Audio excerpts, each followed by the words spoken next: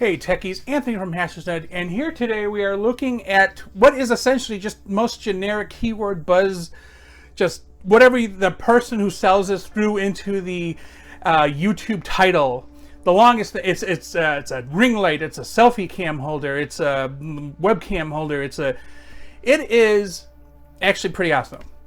I mean, within limits. I mean, I don't know how else to explain it, but essentially, it allows you to do some lighting and mounting a camera on here so you can do a live stream, record something. I use this for a little while for recording reviews for HNE toys. It's a channel you can check out. It is USB powered. However, I would recommend getting a USB brick, primarily because this thing gets hot. There's like 3 color choices and 10 brightness settings.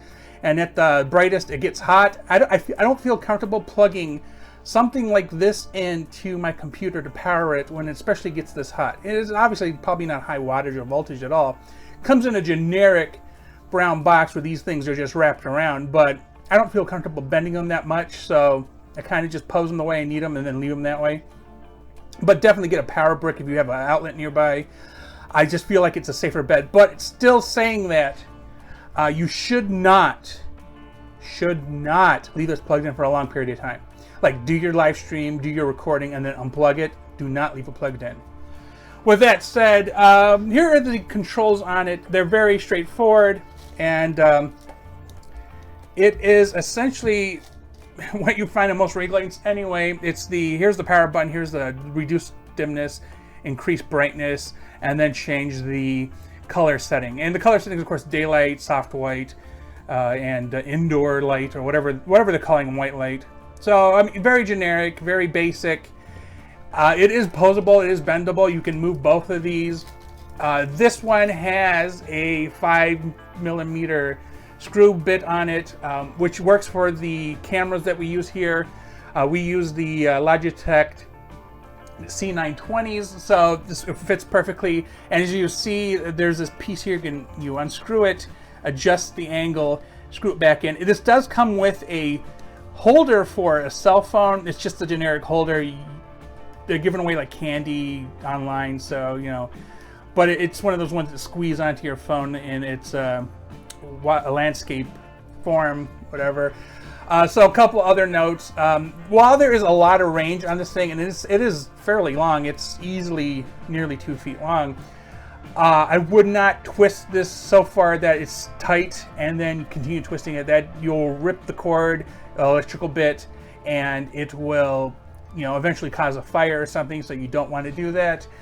Otherwise, when I do multi-camera, I typically will have one of the Logitechs mounted here, have this set up like above whatever I'm recording, and then have another camera mounted on this stand, which this current ring light is on that you are looking through.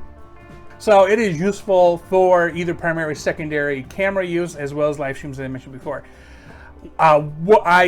It's not too expensive. I believe I paid around $20 for this thing, so definitely worth the price, especially with the little bit here that allows you to be a little bit more flexible on what you can attach to it. So in addition to the webcams and the holder for your cell phone, you can do other devices on here. I don't have the vast imagination to imagine what else you can put on a 5mm screw, but I imagine there are things you could attach to this that would make it interesting.